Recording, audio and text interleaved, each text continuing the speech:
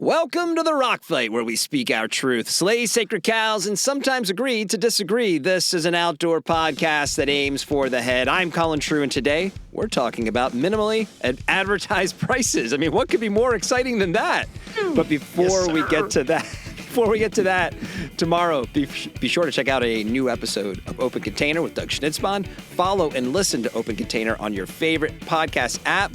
And please be sure you click follow and leave us a 5-star review on whatever podcast app you're using right now so you never miss an episode of the Rock Fight. And hey, if you're on Apple Podcasts, we would certainly appreciate a written review. Send that written review, a screenshot of that written review to myrockfight@gmail.com, and we'll hook you up with some Rock Fight stickers. And all right, stick around. We'll be right back. Do you care that it's minimum advertised prices as opposed to minimally advertised prices? No, I don't. It's all boring. Okay. I think that's an important distinction, frankly. Welcome to the Rock Fight, Rock Fight, Rock Fight. Don't let our big-time production value and celebrity names fool you. Looking at you, producer Dave, but Rock Fight LLC is a small business and growing brand. And even though we have our own consigliere, he advises on other matters, we've got to consult a lawyer every now and then on the legal structures that every business needs. But for a small business like ours, the cost to hire general counsel or pay a retainer is a non-starter. So what's an outdoorsy founder to do? I mean, come on, we're not flashing that outside money. Enter Conatus Counsel. They can help your business with fractional general counsel and legal services, from strategy consulting to advocacy and government affairs to real-world implementation for outdoor recreation industry businesses. Forrest over at Conatus Counsel has helped Rock Fight navigate some of these areas, and let me tell you, knowing someone has your back means you can focus on running your business. I mean, he had at least 3 edits to this read to, quote-unquote, protect us from ourselves. I mean, that's what I'm talking about. Forrest cares just as much about the outdoors and the outdoor industry as our listeners. So, got questions? ConatusCounsel.com to get in touch with Forrest. The first 6 hours are free. Wait, what? What? I can't say that? Oh, initial consultations are free. Okay, fine. In the store aisles, a quiet revolution is happening. With Endeavor, frontline staff aren't just selling products, they're building trust, making connections, and turning browsers into loyal customers. Let's see how. He didn't know which brand he wanted, just that the trail ahead was rocky. But she knew, because she'd trained for this moment right on her phone. A quick conversation, a confident recommendation, and a perfect fit hiking boot later, he's ready for his trip. That's right, she's a shop floor hero.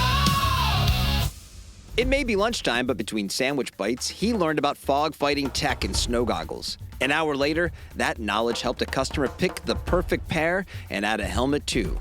Learning on the go, selling with certainty, adding value. Yup, he's a shop floor hero. Endeavor is a mobile-first platform that equips retail staff with training, incentives, and tools to boost sales and brand engagement. Brands gain insights, sell-through improves, while retail associates stay motivated. Ready to get started? Just head to endeavor.io, update your brand profile, and upload your dealer list to access the free features and, when you're ready, launch your first pay-as-you-go campaign. With flexible, scalable options, Endeavor turns everyday interactions into strategic wins. The result? Be a shop floor hero. Endeavor's here to stay. Shop floor hero. Sell-through is the way. Okay, I'm here with outdoor industry insider Eoin Comerford, and back from his recent suspension, podcaster, producer Dave. Dave, is it time to reveal why you weren't here last week? I don't even remember. Like, it's been so long ago. And I clearly had other priorities. Like, what's going on? Well, welcome back, Dave. Thank you. We missed you. Sure. Poor Dave. He's just trying to recover from, the whole week of OMA. And you just give him some grief. Are you bummed out that you missed out on our conversation about Solomon? That's really the real question. I am. Well, look, if I'm going to forget a conversation, Solomon's going to be the one. Clearly, that we've proven that. So I think that works. Poor Solomon. What did they ever do to you? Nothing at all. Okay. They made They didn't a fine do anything. product. I mean, it's a little narrow, but overall, I like it. It is a little narrow. I give you that. So, All right, we're going to kick off. It's been a couple of weeks since we've done this. We're going to kick off the show today with with another outdoor industry year quiz. Okay, so I've got a couple of stories that are from the same year, from old issues of Snooze, and I'm going to read. I got to paraphrase them a little bit because it might tip the hand if I read them verbatim, but the first one is, and then I'll give you choices of years, then you guys have to guess what year this came out. All right. Okay. Gotcha. All right. Okay. The headline is Columbia squeezes plastic. Columbia says they're putting recycling on the front burner. They're now taking all of the 35,000 pounds of plastic they collect every month and compacting it down for manageable recycling. The move is taking a huge hunk of plastic out of the landfill and generating revenue, they say. They are also now recycling 12 tons of cardboard a month. Sorry, that's the end. And they're now recycling 12 tons of cardboard a month. That's the end of that little blurb. Okay, hold on. I one. just thought we can't recycle the plastic without turning a profit on recycling the plastic. Just recycle the plastic. Don't worry, we're making money. It's okay. That was when you could actually make money recycling plastic. Right. I mean, see, you're right. That's the tell right there. Oh, so wait a minute. That one is old as F. Okay, here we go. The next one is, that's a good point. The next one is a fabric story. Oh, the duty on unnamed boot brand, I don't want to tip who it is, shot up from 10.5% to 37.5%. Essentially, the reason for the increase is the U.S. Customs decision that the primary intended use of the product is protection from the water, which requires a heavier tariff than the end-use Gore and others prefer, namely hiking. Gore has already spent in excess of $100,000 in legal fees over the matter and hopes to reverse or lessen the severity of the ruling soon. Where does that leave the boot manufacturers? Merrill will honor orders written now and will develop strategies to minimize impact, but thinks that they may also have to raise prices by 5 to 10% soon. Danner is apparently sitting high and dry, with much of their production sitting stateside. Others are scrambling for ways to beat the system as the case looms closer in the courts. Well, again, see, the fact that they said that $100,000 worth of legal fees was noteworthy. I thought that stood out like too. That's right. Years ago. That's just for the consultation. Okay. Good point. Maybe we should edit that one. Oh, well, that's the choices amazing. are 1991, 1999, 2019, or 2021. Are both of them the same year? Or Same year. Same year. Okay, Yes. well, I'm definitely going 1991. All the way back to 91. Okay. Oh, yeah. All right. Well, you know what? Just to spread it out a little bit, I'll go 99. I can't believe that it's 2019 or 2021. I mean, but yeah, I'll go 99. I'll go right before we party. The first story was July, the second story September, in the year 1991. Oh, it was. There we go. Back when $100,000 meant something to your lawyer. Meant something. Right, and when you could make money recycling plastic. Exactly. Yeah. That's amazing. It did. They did definitely. It was a little old, and some of the brand, like GT, was the boot brand. Like, who's GT? Like, so like it wasn't. I knew that would say that was too old, but it is still amazing that these are very similar topics that we're talking about today in 2025. Heck yeah. Oh my gosh. Today's opening shots presented by the ultimate comfort of more than 30 amazingly crafted and diverse styles from Lems footwear, including the Primal Zen. Head to lemsshoes.com to learn more.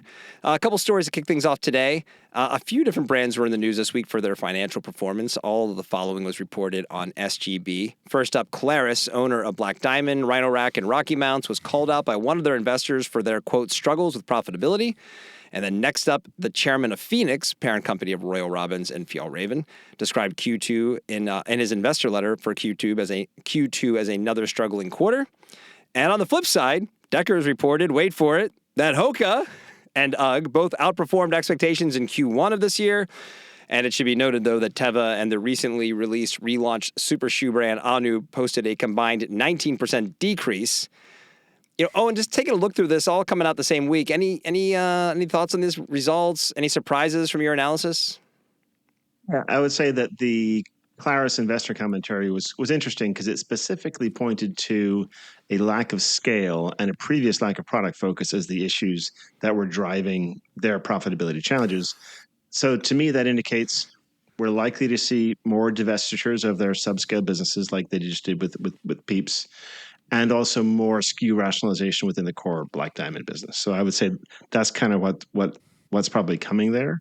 Yeah. But actually, my favorite part of that article was where it pointed out that Insider Monkey said Clarus was not on its list of the 30 most popular stocks among hedge funds. I'm like, dude, like, oh, ow, like zing.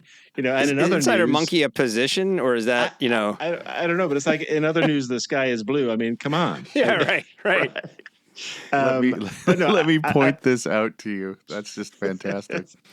Oh, that was wild. But but I would say though, in all seriousness, we're big fans of Neil Fisk and the gang at Black Diamond, and so definitely, I know they're doing the right things, and they'll turn that around. But yeah, it was it was pretty funny. In terms of Phoenix, it was really, sales were down about 3.1%.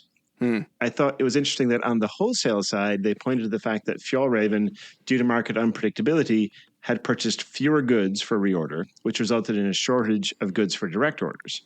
And the company chairman said, it seems that dealers are depending more on reorders than before due to the market's unpredictability, and we must change accordingly and thereby slightly increase the inventory risk. Which, by the way, was one of my predictions for 2025. Oh, do we need like a bell to sound? We like do, when we one of need these a bell. comes We need a true? dot- Like, we ding, do. ding, ding, ding, ding, ding. Exactly. I think a which is conch basically would be great for that. a conch. Yeah.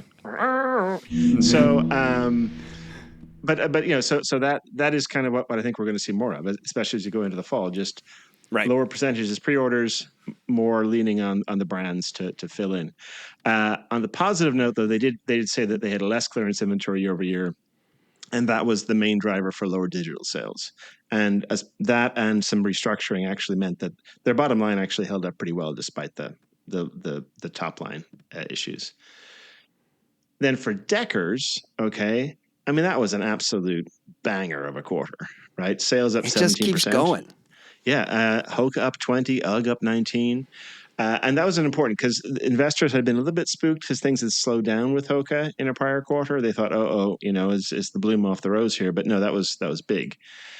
It turns out people love themselves some big old squishy shoes. What I would say though is that it's actually not. It comes almost all of the growth in both come from international and mainly from distribution. So increased distribution with international wholesale. The U.S. market, which they call choppy, was actually down 3%, right? So yeah, and then the tide is turning. Exactly. And then you look at USD2C, another weak spot, and they said it was really because people prefer the brick and mortar experience, and that D2C is really more price driven, or online D2C is more price driven. So that's interesting too. Just that there's. That the focus is really on brick and mortar wholesale expansion for those guys. Finally, the other interesting thing there was they specifically pointed to the fact that they're going to go after a more differentiated assortment by segment, both D2C versus wholesale, and then even within wholesale, it seems like big box versus specialty versus run specialty. So going down line that path segmentation on the return track here. Dave, does this make you feel pretty good about the points you made about Hoka's new advertising campaign that they released a couple of weeks ago? The whole like leaning back into the ultra of it all. Well, it certainly would point to some of that wholesale business, right? Getting back into those channels, finding that distribution in Europe, right? Where there's going to be stronger specialty. What I do note is interesting, the brands that are doing well, like even the Fjallraven, it looks like it's more operational issues maybe resulting in some of the downturn. I don't know if there's any softening in their demand. Obviously, Hoka, same kind of thing. But, you look at Teva, you look at Anu, even Royal Robinson. These are brands that in the near term have really not done a great job of distinguishing themselves from just a brand storytelling differential. Right. And so it's just this idea that without that kind of sharper distinction, that it's harder to maintain, especially during the downturn times. Right. And so I think this is one of those points where maybe not focused on that real sharp differentiation can bite you when demand turns. Do you think, I always like to think of like the room when things get pitched. You think like 12 months ago, someone from Hoka like ran into a marketing meeting, like, guys, I just got back from the airport. Everyone's wearing our fucking shoes. We need to do something a little more hardcore immediately. You know that. And you take Teva, they have been wandering in the lifestyle kind of fashion. Since you worked with them. They can't get out of that. It's like moths to a flame, and they keep getting burned up by it. But I know some of their recent strategy, like others, is to focus back on that core, start getting back onto that kind of what's that central purpose, reason for being, if you will, reminding this next generation of why some of these legacy brands belong, why they have authenticity to exist. I think it's really important. Or Colin, is the reason for that ad campaign because somebody came in and said, those fuckers over there at Rock Fight are just calling us a mall walking shoe. That's Yet right. again, we're coming for them with this ad campaign. We'll put this into the win column for us, I think is what we're saying. Right. Oh my gosh. What's the over-under for Anu when they can it again? Are we putting it like, is it like, how many more seasons? Like 6 more seasons? You know, like it's like it's been out for a year and it's already in the loss column. You know, so when do they? And it was Dave Powers' regime who approved that thing. So it was the new CEO gonna be like, yeah, I didn't want this to be. I give it one bad quarter and it goes. It's the first one off the wall. I think we're going to see another Sanuk sort of scenario where they just languishes. No. They spin it out to somebody else, like Sanuk has been spun out, right? Who embraces the brand and says, "Hey, we've got something here," and gives it some love because it's just such a little redheaded stepchild within the this huge Hoka UG world that it's just. You can't get any oxygen in that, but which it is needs to languish for a while said. first. You can't spin it off until it languishes. It's got to yellow around the edges a bit. No, there's plenty That's the more. playbook. Right, Oh, okay. Turns yellow a little bit. You hang it, put it out in front, hang it out. Yeah, it is. I mean, you can argue that probably that's what they should have done the first time, because spin it up. And as we've been noting lately, with the amount of shoes we're seeing in the marketplace, there's probably somebody out there who's interested in making their own shoes who would come calling if they said, "Hey, anyone want to buy this? You know, we got a brand. You want it?" So, last question on this one, Owen. Are there any dots here to connect to inform us what's happening in the industry in general? The U.S. market is really tough right now. Even for hot brands like Hoka, it is tough, and it is super tough for online versus brick and mortar. So I think brick and mortar is relatively resilient, but if you're online in the U.S., woof. And Dave, to your point, that's why you can't just like hang out in the middle of the road. No, that's right. Middle of the road brands that get run over. You got to pick a lane, stand for something. Squish like grape. Squish like grape. Yes. All right, a couple more stories. We were in the news the last couple of weeks on the snow sports front, providing potentially a refreshing dose of hope for the skiing world after a season that was dominated by the actions of Vail Resorts. First was the news that the town of Nederland is buying Eldora, their local resort and a go-to spot for many in the Front Range. And then earlier this week, Utah's Solitude announced a new plan with the SSPU, which is the Solitude Ski Patrol Union. Quick tip there, you never want P and U next to each other in your acronym. Just that's for free. So, Colin, I do want to point out too, the SS at the front of that's not very advisable either. I mean, that's really kind of missing on 2 counts. This is straight out of the third grader playbook. What's the name of your boat, Billy? Oh, it's the SSPU. Oh, yes, the stinky Gestapo. We're coming for you. Oh my gosh.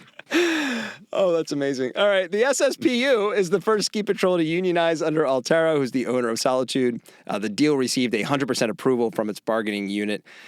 We obviously don't talk about snow sports very much here in the Rock Fight, but it's a critical activity, both from a gear and apparel point of view, and as an activity that many enthusiasts participate in as well. Colin, it's as outdoor. A consistent entry point whether for you like newcomers it or not. to the outdoors. What's that? I said it's outdoor, whether you like it or not. No, it's not. And between climate change and the corporations that are often driving what happens in snow sports, do you see positive news like these 2 stories as outliers or possibly the tide turning for the category? I mean, both news stories are really very welcomed, but I see them more as outliers. Just the industry, as long as it's basically this duopoly, right? That's built on expensive season passes that create a tragedy for the commons in terms of overuse of these resorts during peak parts of the season. We're not going to see changes, right? Right. We need to see way more investments to support those volumes, so you don't have lift lines that are snaking around the parking lot. And we also need just a restructuring of this whole season pass thing, which is going to somewhat discourages overcrowding, but that also encourages accessibility to people who can't fork over $1,200 for a season pass. So yeah, structurally there's just too many problems. Do those, interesting about that pass too, does it also trying to encourage interstate travel or cross-border travel as opposed to encouraging the local population to use their local facilities? Does that add to the crowding? I think it does. And that's one of the strategies of these guys has been to go out and buy local ski hills. Vail bought my local ski hill here, Mount Brighton, which is basically an old, I think it's an old converted trash heap. But they bought that, right, so that you could have that local use, during the season, just as for warm ups, etc. But then also tie you into then when you do go for your big ski trip. But ski people here might go for like 2 big trips a year, and they'll go out west typically. That you would then go to a Vail resort. So yeah, they're just trying to lock you in as much as possible. Right, and I imagine your streets are filled with Coloradans during the winter, flocking to your mountain.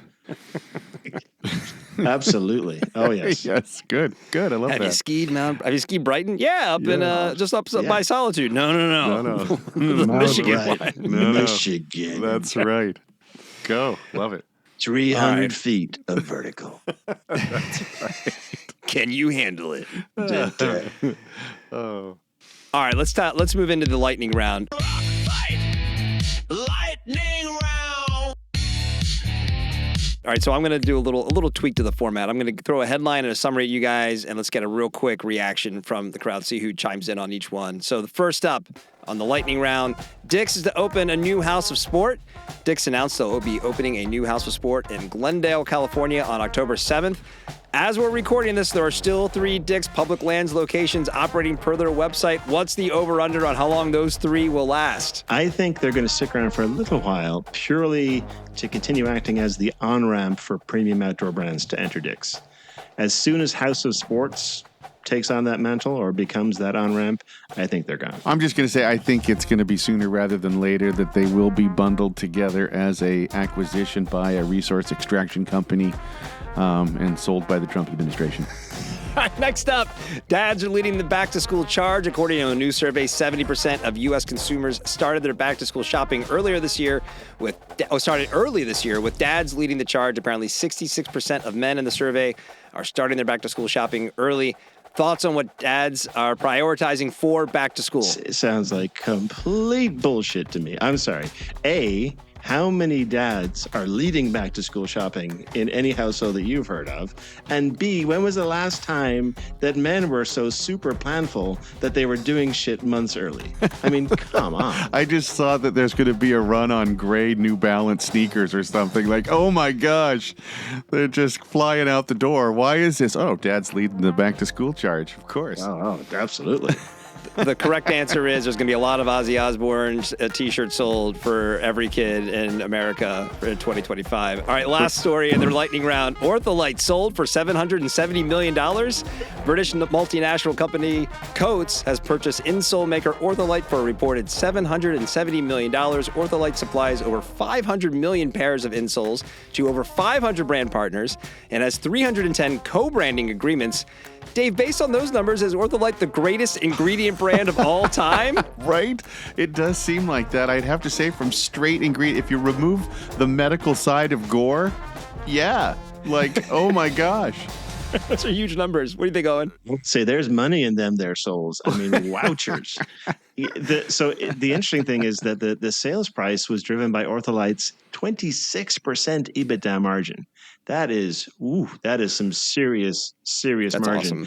Awesome. Most brands, if you get to 10%, you're like high-fiving, there's cartwheels. Yeah. So 26% is amazing. It also would indicate that Ortholite charges brands about 50 cents per insole. So now you know. Yeah, the next time I hear someone refer to the outdoor industry as like a core type of industry around like this niche activities, I'm like 500 million pairs of insoles from one maker. That's not including the ones that they don't make. So that's a lot of stuff.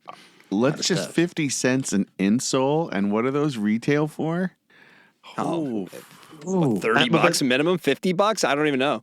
But if their EBITDA is 26%, so that means that the actual insole itself probably costs them less than 10 cents. Oh, man. Basically, we all made bad decisions, guys. We should have been trying to get in that insole business a long time ago. That's right. We're like, no, not insoles. That's not Nah, sexy that's so enough. boring. Yeah. That's right. See, that's how Soul could sponsor the bathrooms at every outdoor retailer. They had fuck you money. Yeah. I mean, like, It's true. Soul, like, urinal cakes did I pee on in Salt Lake City over my the years. gosh. Or like bad puns. All right, today's lightning round on the Rock Fight is brought to you by Lem's Shoes. Are you looking for shoes that offer both long-lasting durability and all-day comfort? Look no further than Lem's, with a versatile lineup featuring over 30 thoughtfully designed styles, from minimalist sandals and rugged trail boots to vegan-friendly sneakers like the Primal Zen and laid-back slip-ons like the Malibu. There's truly something for everyone. Whether you're hitting the trail, traveling the globe, or strolling through town, Lem's are built to move with you naturally and keep up every step of the way. Head to lemsshoes.com to get your own pair today. All right, our main topic today is presented by Oboz, the pride of Bozeman, Montana, who is also the Cupid to the outdoor world. And we're talking about map pricing. Minimally or minimum advertised pricing, whichever one. Pick an M word. Minimum, yes. Last week, per SGB, there was an article about a class action lawsuit that is charging the ATA, which is the Archery Trade Association, with conspiring with distributors and retailers such as Dick's, Bass Pro, and Cabela's to artificially inflate the pricing of gear and apparel through the implementation of minimum advertised price, aka MAP, policies. If you're wondering why we're talking about something coming out of the hunt and fish side of the outdoor world, it's because MAP is a key functionality to outdoor retail. And how this plays out could have ramifications to the brands and retailers that we talk about the most here on the show.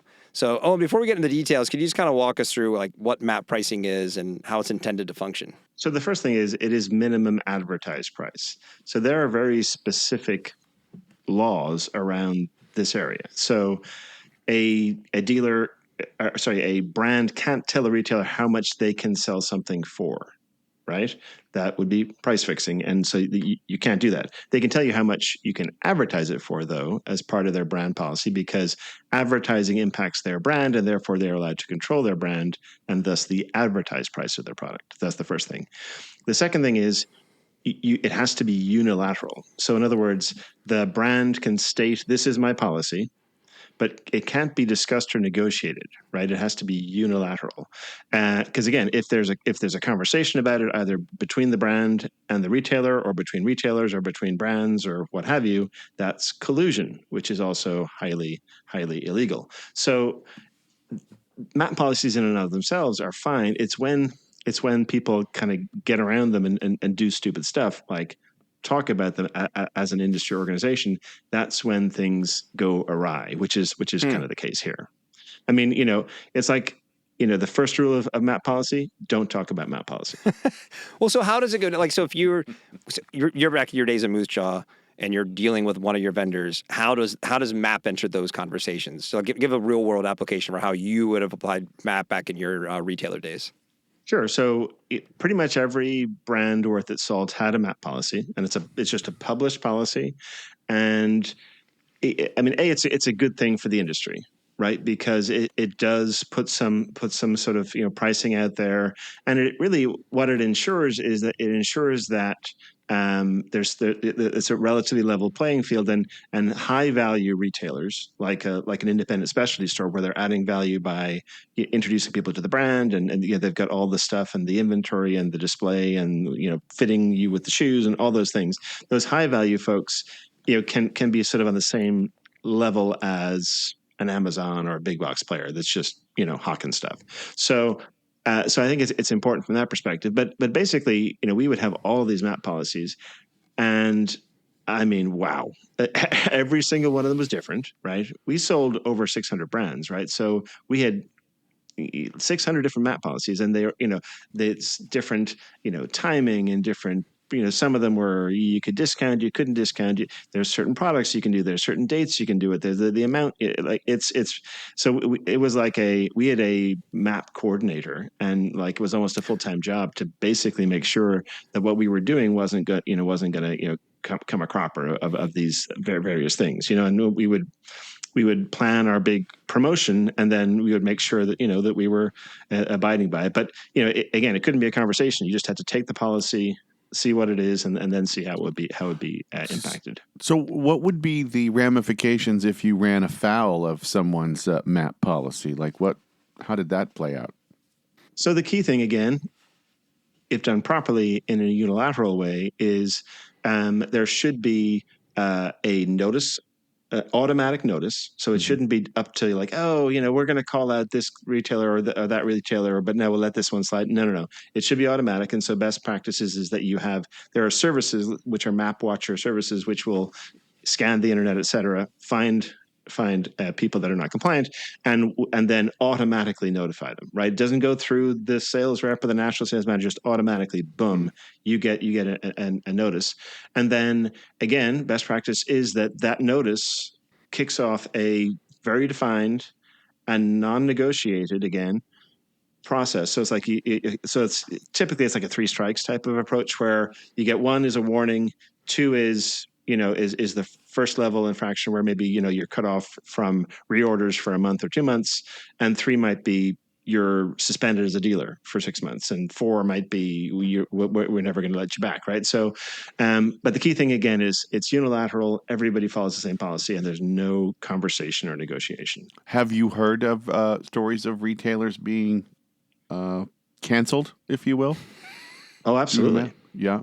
Totally. Yeah. And there are definitely what I would say is that there were brands that got the reputation for that, and retailers then treated them accordingly. Like Patagonia is a great example. Patagonia, they did not F around with their MAP policy, and it was just like, here's the policy, here's what it is. You don't want to play along. You're out, and they did. They deleted some dealers. So how did the rise of D2C through like the 2010s complicate this? Because that now you have brands competing directly with their wholesale partners. They can discount throughout the whole calendar as they see fit. There must have been some sort of complication with that on your end as a retailer. Well, 100%. That level of hypocrisy has not been welcomed by the industry at all. When I joined the industry in 2008, I would say most brands had pretty solid MAP policies that were relatively well followed. It was the advent of brand D2C that really kind of messed all that up. And interestingly, there are brands that definitely do break their own MAP policy. Nowadays, what they'll do is they'll decide to break the policy, and then they'll say, shit, sales are really bad right now, and so what we're going to do is we're going to we need to do a promotion on our D2C side. So they'll then announce a change to their MAP policy, like with zero notice to anybody else for the next 72 hours. Yeah, the day that they in some cases, the day after they launched the promo on their own site. So yes, absolutely. But because ultimately what ended up happening was the D2C sites, they started to break their own MAP policies, and then there was like, no, you've got to stay in line. But then the D2C people were like, well, hey, if you want us to grow this business and to compete, we need to we actually need you to relax the MAP policy for us, the D2C, which then sort of like relaxed it for everybody, and that really is what led to a lot of the price issues that exist today within our industry and the discounting, because and what I would say is a lot of experience with MAP policies to the point where I became somewhat of an expert on the subject. But yeah, there are definitely best practices out there. To me, for example, if a brand asks me what's the best practice in terms of MAP policy? First of all, again, I would tell them it is unilateral. Like I have seen brands that have put it in their tried to put it in their dealer agreement. I'm like, are you fucking kidding me? Right? You want a dealer to sign this agreement that includes a MAP policy? Are you insane?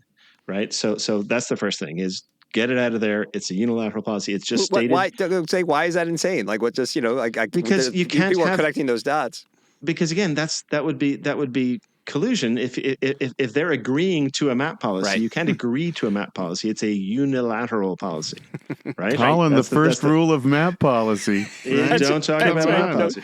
That's right. That's right. The second thing is, like a lot of MAP policies, especially back in the day, used to be, you had X number of promo days per month, or per season. So you can be on sale for 10 days this season at up to 25% off, whatever. But it was up to the retailer's prerogative to decide what those days were. That just led to basically then somebody was always on sale, right? In that scenario, right? So as a consumer, you're like, okay, it's just like, I'm going to go online and who's on sale with this brand this week. That's where my business is going to go. Right. So that's the first thing. The second thing is it became a map tracking nightmare, right? It's like, such and such retailers on sale this week. Do they have days left this season? Do they not have days? How many, is somebody counting the days? It's just make it easy on yourself. This is what it costs, right? Right. So the best practice is 100% to have some very specific windows, MAP holidays that they're called, within the calendar, which almost always magically align to the REI sales events. Right. Funny how that works. So out. Weird. So weird. So those are the dates that you can be on sale. And by the way, you should limit the amount that it can be discounted, right? So Right. Or that it can be advertised, not actually discounted, but that you can advertise on the discount. And in my mind, as a brand, it should never be more than 25%, right? If you want to be a premium brand, having your brand at 28, 30% off, no. In season, no, that's no good at all. All right, so before we get into kind of what spurred this conversation, number one, if you had a map coordinator, I think you guys missed the boat. That should have been called the Navigator. Okay. Right. Fair. Thank you. Darby Right. And all Dragons. the things, there could have been nautical terms for it's going to run aground. We're going to, I don't know. There's all sorts of places you could take that. Right. That's Darby Dragons. But so this specific case, this whole thing on the, the ATA, what is being alleged here and how, what are the kind of ways this could play out? So I think the key thing here is, I don't think they're going after MAP policy as a concept. What they're going after is the whole collusionary aspect. They're saying that the ATA, this industry association, encouraged or colluded with its members to set price. That is definitely illegal. Now, what I will tell you is that this is also a classic, lawyer money, trying to grab some of that sweet class action money, right? I mean, that's what this is. I mean, oh my gosh, somebody overpaid for their bow by $50. It's an incredible damage to that one poor individual. Bullshit, right? This is some lawyer saw something, or somehow maybe somebody got pissed off. What can happen in these scenarios is, somebody, a brand, a retailer, somebody is like, I'll show these fuckers, and actually tells somebody, shows them an email or whatever that should never have been in an email.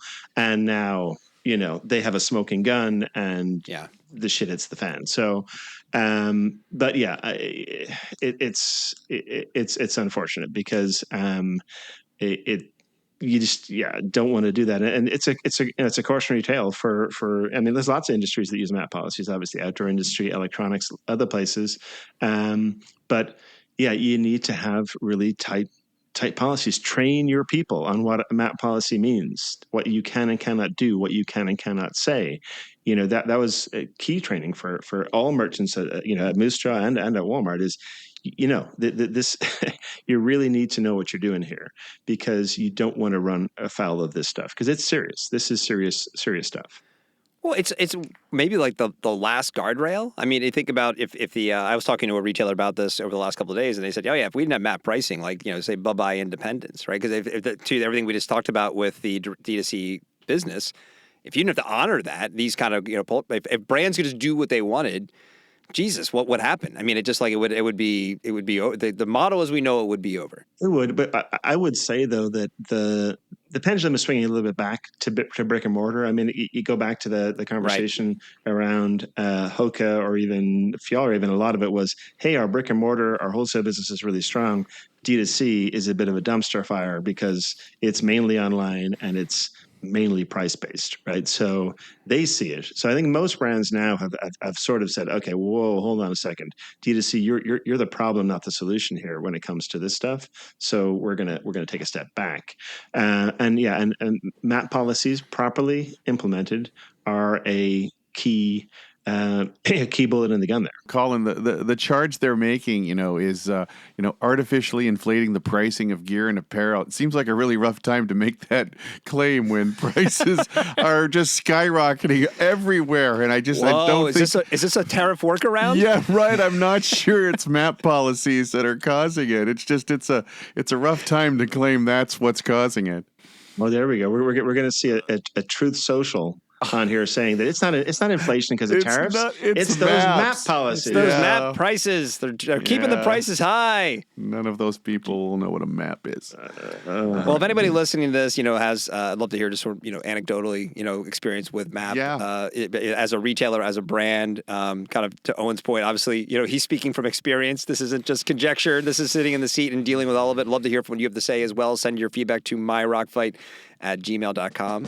And today's episode of The Rock Fight presented by Oboz, who wants to share their love of hiking, and we want to help them by uncovering all the different ways that we love to take the long walk, including the following. Number 1, hiking plus 1 campfire and 1 beer equals 1 instant philosopher.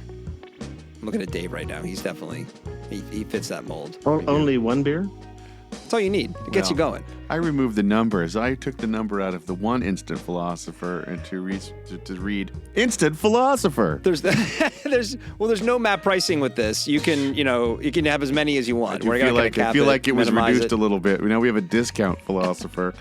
But well, the more you add to the philosopher, the better the philosophy gets. The weaker that sauce gets, right? No doubt.